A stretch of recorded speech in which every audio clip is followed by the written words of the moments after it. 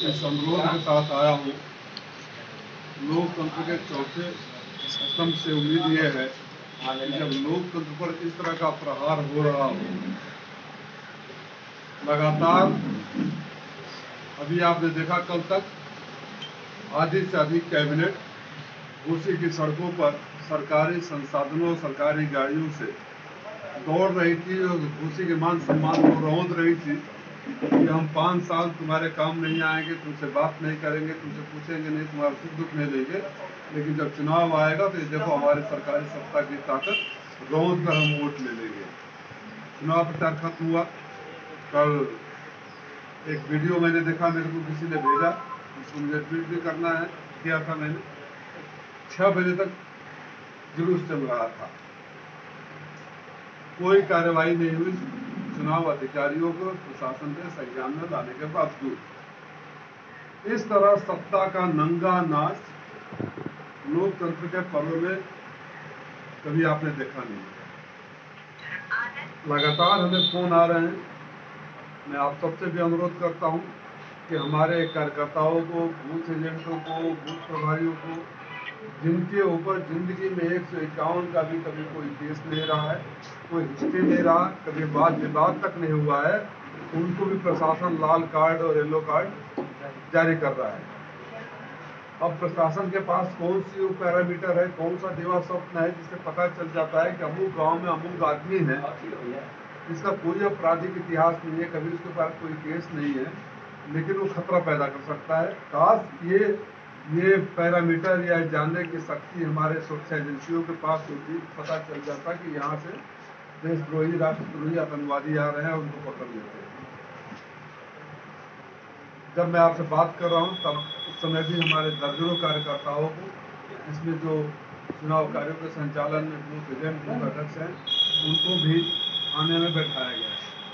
Police अधिकारियों से भी हमारी बात हो रही है, प्रशासन से भी बात हो रही है, सुनवाई नहीं हो पा रही है। आज सुबह मैंने माननीय शिवपाल सिंह यादव के कहने पे दोनों पर्यवेक्षक महोदय से टाइम लेना चाहा।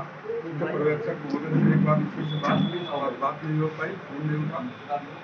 पुलिस पर्यवेक्षक महोदय से 1 बजे का टाइम सुनिश्चित था, क्योंकि हम लोग कानून को पालन करने वाले लोग हैं, नियमों को पालन करने वाले लोग हैं, इसलिए माननीय शिवपाल सिंह यादव जी आजमगढ़ चले गए थे और उनसे पूछकर परमिशन लेके 1 बजे के लिए मिलने के लिए आ रहे थे। डेलीगेशन जाता, हम उनको सबूत सौंपते, उनसे निवेदन करते कि चुनाव को शांतिपूर्ण ढंग से फ्री एंड फेयर करवा लीजिए, और हम संपूर्ण सहयोग का वादा देते हैं। ऊपर के नेतृत्व की तरफ से आए हैं कि हमारे कार्यकर्ताओं की तरफ से कभी कोई शिकायत का मौका नहीं मिलेगा। जब वो आजमगढ़ से मऊ की सीमा में पहुंचे ही नहीं थे कि किसी अधिकारी का फोन गया और नियमों का हवाला देकर उनको आने से रोक दिया गया। मैंने पर्यवेक्षक महोदय को स्वयं फोन किया तो हमें बताया गया उनके पीआरओ द्वारा जो मिल नहीं पाए हैं, बाहर चले गए हैं। जो भी लेटर देना हो वो लेटर आप उनको व्हाट्सएप पर भेज सकते हैं। मैंने ये पत्र सिर्फ मजबूर होकर उनको व्हाट्सएप पर भेजा है। जब हम नाउम्मीद हो गए हैं, अधिकारी दबाव में काम कर रहे हैं, अधिकारियों को धमकाया जा रहा है, ऐसे नहीं कि सारे अधिकारी भारतीय जनता पार्टी के एजेंट है या भारतीय जनता पार्टी के लिए काम करना चाहते हैं, लेकिन जिस तरह से अनर्गल दबाव, जिस तरह की भाषा शैली का उपयोग उप मुख्यमंत्री मंत्रियों द्वारा किया जा रहा है, इससे साबित होता है कि भारतीय जनता पार्टी और ये सरकार भीतर तक हिल गई है, डर गई है। उसको इस बात का एहसास हो गया है कि घोसी से जो आगाज होगा उसकी आवाज़ दिल्ली तक गूंजेगी, और अगर यहाँ चीजें हिल गई तो 24 में दिल्ली की भी सरकार नहीं बचेगी। मतदाताओं को भ्रमित किया जा रहा है, पैसे का नंगा नाच हो रहा है। आप सबके भी संज्ञान में होगा कि कैसे आजमगढ़ के होटल में बुलाकर प्रधानों को, बीडीसी सदस्यों को अधिकारियों द्वारा डराया गया, उनको पैसे दिए गए। आपने पूरे चुनाव के दौरान कभी किसी भाजपा के कार्यकर्ता की गाड़ी जांच करते हुए नहीं देखे होंगे, कभी किसी भाजपा के कार्यकर्ता के ऊपर कोई कार्रवाई करते हुए नहीं देखा होगा। और मैं फिर आपके माध्यम से प्रशासन से पूछना चाहता हूं कि कल 6 बजे अगर समाजवादी पार्टी का जुलूस निकला होता तो आप क्या किए होते? तो चुनाव आयोग क्यों धृतराष्ट्र बन के बैठा है, चुनाव आयोग क्यों संज्ञान नहीं ले रहा है? हम यही नहीं, लखनऊ में भी चुनाव आयोग के सामने सबूतों के साथ लगातार जा रहे हैं, लेकिन हर बार की तरह इस बार भी चुनाव आयोग संज्ञान नहीं ले रहा है। जब मैं बता रहा हूं तो मैं ये किंचित मात्र नहीं है कि हम डर गए हैं या हार का बहाना खोज रहे हैं। प्रचंड बहुमत के साथ जीतेंगे। जितनी बार माननीय मंत्री जी लोगों ने दर्जनों और सैकड़ों गाड़ियों के काफिले के साथ घोसी की सड़कों पर दौड़ा है, उतना ही लोगों का आक्रोश फैला है कि ये वही मंत्री है, वही सरकार के राजा महाराजा हैं जो कभी हमारे मुसीबत में हमारे काम नहीं आते, हमारे दरवाजे नहीं आते। कोई किसी के साथ अगर जुल्म सितम हो रहा हो तो फोन तक नहीं उठाते। और कई बार मैं जब कई गाँवों में गया तो लोग बोला, भैया परेशान मत होइए, 10-12 सालों से अगर एक फोन पर आप उपलब्ध रहते हैं तो आपको आने की भी जरूरत नहीं, क्योंकि हमें पता है कि मंत्री जी लोग जब चले जाएंगे तो कल से फिर फोन नहीं उठाएंगे, आप भी हमारे काम आएंगे। तो ये चुनाव इस बात का भी संदेश है कि कोई नेता इस भ्रम में न रहे कि जनता के सेवा नहीं करेगा, जनता का काम नहीं करेगा, सत्ता का धौंस दिखाकर कुछ हद तक तो प्रभावित कर सकते हैं, लेकिन जन आक्रोश के सामने बड़े बड़े तानाशाही सरकारें गिर चुकी है। तो ये चुनाव जो एक छोटा सा चुनाव है जिसमें उस व्यक्ति को बाहर का रास्ता दिखाना है जिसने सबको हमेशा ठगने का काम किया, अपने मतदाताओं के भरोसे पर कभी खरा नहीं उतरा। सपा पर जो प्रत्याशी सुधाकर सिंह के बेटे सुजीत सिंह को पुलिस को जूता मारने का एक ऑडियो वायरल हो रहा है। इस संदर्भ में अरुण राजभर जो है वो कहे हैं कि समाजवादी पार्टी गुंडों और माफियाओं की पार्टी है, उसका देखिए परिणाम दिख रहा है। जिस बच्चे का नाम लिया आपने, उनका जवाब मेरा कोई अगर छोटा मोटा कार्यकर्ता होगा अच्छे तरह से दे देगा। अब उनकी इतनी हैसियत नहीं कि मैं उनकी बातों का जवाब दूँ। जो ऑडियो वायरल हो रहा है इससे ऑडियो वायरल मेरे संज्ञान में नहीं है, और मैं जो तमाम सबूत दे रहा हूँ इन सबूतों के बारे में कार्रवाई नहीं होती तो वही पुलिस अधिकारी इस बात पर क्यों नहीं जवाब देते हैं? क्या हजारों की जुलूस उन पुलिस अधिकारियों को नहीं दिखाई दिया जो ऑडियो की बात कर रहे हो? कौन सी उनकी ऐसी मजबूरी थी? किस दबाव में थे कि कार्रवाई नहीं किए? किस दबाव में थे कि केस दर्ज नहीं हुआ? और मैं आप पत्रकार साथियों से पूछना चाहता हूँ, कुछ जुलूस में राजीव राय होते, सुधाकर सिंह होते, सपा के कार्यकर्ता होते, सपा का झंडा होता, तब क्या हुआ होता? तब क्या हुआ होता? तो एक पक्षीय कार्रवाई आप करेंगे? आप अहंकार में कानून को ठेंगा दिखाएंगे? किस तरह से मैंने वीडियो देखा, आप पत्रकार साथियों में से जो भी उसका रिकॉर्डिंग कर रहा था उसको देख कर और कैसे लोग हाथ हिला रहे थे और जिंदाबाद का नारा लगा रहे थे, ये अहंकार था, वो जिंदाबाद नहीं था। ये ठेंगा पर दिखाने का उनका तरीका था कि हम कानून को ठेंगे पर दिखाते हैं। कानून को ठेंगे पर दिखाने वालों के खिलाफ जब कार्रवाई कर लेना तो समाजवादी पार्टी के कार्यकर्ताओं के बारे में आप उनसे सवाल कर लेना। सपा बसपा की लड़ाई में आप सपा के तोड़ पा रहे हैं, लेकिन भाजपा के वोटों में बहुत तगड़ा सेल लगा रहे हैं। आखिर ये कौन सी पैतरीबाजी है सपा की? देखिए, मैं इसको इस तरीके से देखता हूँ कि सपा और भाजपा की लड़ाई नहीं है, ये जनता और सरकार की लड़ाई है। जनता ये चुनाव लड़ रही है, जनता अपना आक्रोश व्यक्त कर रही है कि कोई भी ऐसा प्रत्याशी आ जाए, चाहे मैं अपनी भी गलती मानता हूँ, कोई भी ऐसे प्रत्याशी आ जाए जो बार बार सिर्फ अपनी कुर्सी के लिए सत्ता बदलता रहे, बात बदलता रहे, तो जनता से स्वीकार नहीं करेगी। जनता जब अपने प्रतिनिधि चुनती है तो इस बात के लिए चुनती है कि उनकी बातों को, उनके बच्चों के, उनके आने वाले भविष्य को संवारेगा। इसलिए नहीं चुनती है कि अगर इसका भविष्य नहीं संवरा तो फिर वापस चला जाएगा।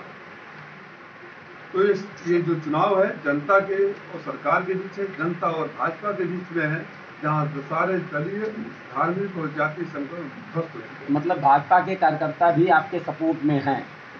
स्वाभाविक रूप से आप जहाँ भी जा रहे हैं भाजपा के कार्यकर्ता बड़ी संख्या में हमारे साथ है, क्योंकि जो दो व्यक्ति हैं, जो एक उम्मीदवार हैं और जो उनके एक माउथपीस हैं, जो लगातार बोले जा रहे हैं, उनको यहाँ की जनता स्वीकार करने के लिए तैयार नहीं है। और जो उनकी भाषा है, जो उन दोनों बाप और दोनों बेटों की जो भाषा है, घोसी की गंगा जमुनी तहजीब में, घोसी के प्यार भरी माहौल में इस तरह की भाषा, अहंकार की भाषा सुनने की घोषी की जनता आती रहेगी। बीजेपी ने जिस तरीके से इलेक्शन के लिए इसको सेमीफाइनल मान रहे हैं बड़े नेता क्या? मैं इसको उसी भाव में ले रहा हूँ कि इंडिया गठबंधन के बाद ये पहला चुनाव है और इस डर से दिल्ली से लेकर लखनऊ तक की सरकारें कांप गई है कि अगर घोषी में विपक्ष का उम्मीदवार जीत गया तो उनका भविष्य खराब हो जाएगा। नहीं तो आप पत्रकारिता के जीवन में ईमानदारी से बता दीजिए कि कभी किसी उपचुनाव में इतने सारे मंत्रियों को एक साथ आपने देखा था? दो उप मुख्यमंत्री यहाँ डेरा डाले हैं और ब्रजेश पाठक जी का क्या बयान आ रहा है? सरकार आपकी है, प्रशासन तंत्र आपका है, गाड़ियाँ आपके दौड़ रही है, पूरा कैबिनेट यहाँ बैठ रहा है, सपा बेईमानी पर उतारू। अगर सपा बेईमानी पर उतारू है तो जो सपा के कार्यकर्ता बूथ एजेंट हैं, जो जो जो जिनके ऊपर कभी कोई केस भी नहीं रहा है, उनको इस तरह का कार्ड क्यों नहीं इशू किया जा रहा है? घोसी विधानसभा पर समाजवादी पार्टी की जीत क्या इंडिया जो गठबंधन है उसकी जीत माना जाए? ये जनता की जीत होगी, जीतेगी हम, जीतेगी घोसी की जनता। के शर्मा का कहना है कि समाजवादी पार्टी के पास कोई है नहीं, 4 ही लोग हैं, वो धरातल पे प्रचार कर रहे हैं। हमारी 20 की इतनी बड़ी पार्टी है तो हमारे पास नेता भी बहुत हैं, तो अगर उसमें 40 और 42 आ भी गए हैं तो इतनी घबराहट क्यों है? पांडव 5 ही थे, अब कौरवों की सेना से तुलना करेंगे तो मैं क्या कहूँ? संख्या बड़ी है, 500 पार्लियामेंट में एक अकेला तो आप और जो भी रास्ते मिल जाए आजा बैठ जा मेरे ठेला। तो भाजपा कौरवों की सेना और आप लोग पांडवों के। धर्म या न्याय के युद्ध में जो न्याय के खिलाफ होता है, जहां मणिपुर में बहनों को नंगा नचाया जाए और प्रधानमंत्री खामोश रहे, सिलेंडर लेकर सड़क पर बैठने वाली महिला विकास मंत्री खामोश रहे, जहां हाथरस और उन्नाव जैसे मामले पर सुप्रीम कोर्ट को हस्तक्षेप करना पड़े, तमाचा मारना पड़े कि देख क्यों नहीं, सुन क्यों नहीं रहे हो, जहां महिला पुलिस कांस्टेबल की चलती ट्रेन में बलात्कार हो जाता हो, सरकार खामोश रहती हो, जहां आंकड़े दबाए जाते हो, जबकि हकीकत ये है कि हर तीसरे घंटे में उत्तर प्रदेश में बलात्कार होता है, हर तीसरे घंटे में कहीं न कहीं अपराध होता है, खामोश हो जाता है। तमिलनाडु के मुख्यमंत्री का एक बयान इस समय काफी चर्चित हुआ।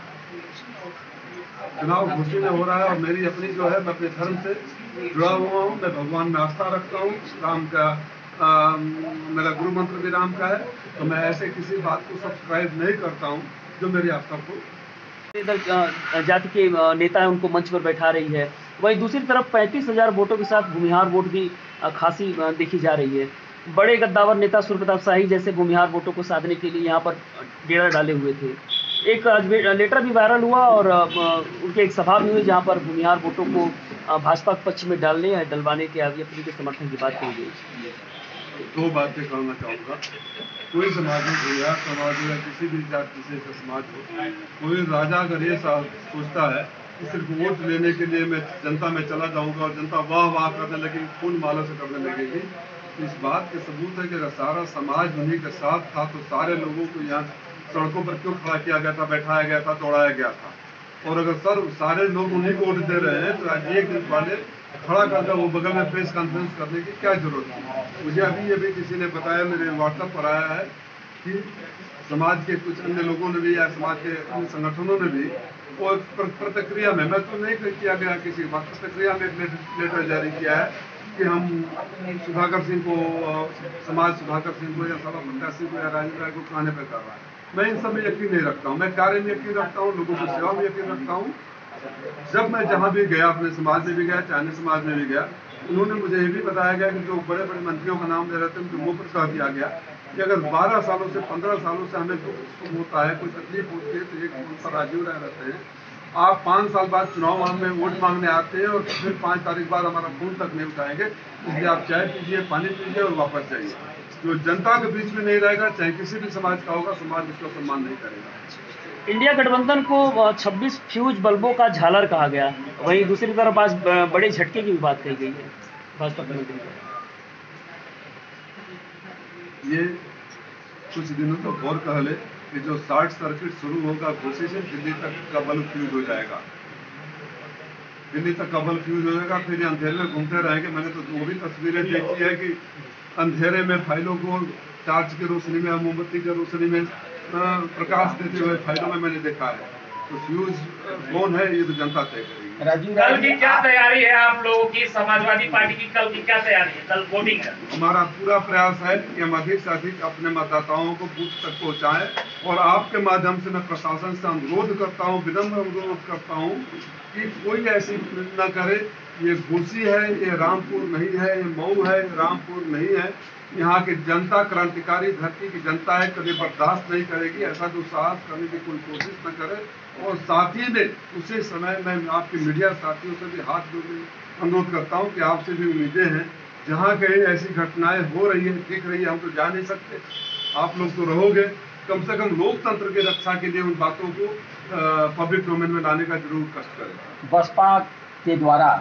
बसपा के प्रदेश अध्यक्ष द्वारा आज अमर उजाला के अखबार में एक फ्रंट पेज पे खबर छपी है। कोई वरिष्ठ मुदगल जी हैं, पत्रकार हैं, उन्होंने छापा है उस खबर में कि बसपा के लोग या तो वोट करने नहीं जाएंगे या तो नोटा दबाएंगे, जिसको लेकर भाजपा के लोग पसोपेश में हैं। उससे किसका फायदा हो रहा है, किसका नुकसान हो रहा है? मैं जो भी लोकतंत्र में यकीन रखता है वो यही चाहेगा वोट डालने जरूर जाएं, किसको दे रहे हैं किसको न दे रहे हैं, वोट न डालना लोकतंत्र के साथ। नहीं तो वो तो दोनों बोल लिए हैं कि अगर जाएं, मतलब प्रदेश अध्यक्ष ने बोला है कि अगर वोटर जाएगा। जिस गांव में गया उनकी जो मूल वोटर भी है वो हमारे साथ खड़े नजर आए और मुझे लगता है कि 80% से ज्यादा बसपा का वोट समाजवादी पार्टी को आएगा, क्योंकि वो लोग भी दो बातें हैं, एक तो बसपा नेतृत्व के साथ जाए, दूसरे जो वर्तमान में उनका प्रतिनिधि जो खड़ा है, उम्मीदवार जो खड़ा है, उसके उनको तय करना है। तो ये माना जाए कि बिना बसपा से गठबंधन के आप लोग बंधन में हैं। कैसा बंधन? जनता किसी के बंधन में नहीं रहती। मैं तो मतदाताओं की बात कर रहा हूँ, पार्टी की बात करता हूँ। पार्टी से हमारा कोई गठबंधन नहीं है। जो स्थानीय मतदाता है जो खुला रहेगा तो उसको इस बात का अधिकार है कि नहीं कि अपने भविष्य के तय करे, अपने प्रतिनिधि को चुने।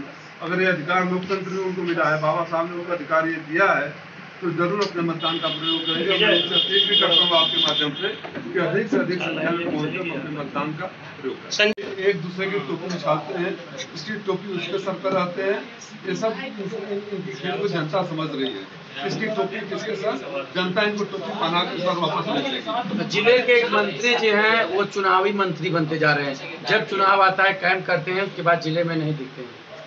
तो अगर ये आपको दिख रहा है बात, तो जनता को भी जरूर दिख रहा होगा। और जिस तरह पिछले चुनाव में जनता ने जवाब दिया, नगर पालिका के चुनाव में हो, चाहे जवाबों में, इस चुनाव में भी जनता बता देगी।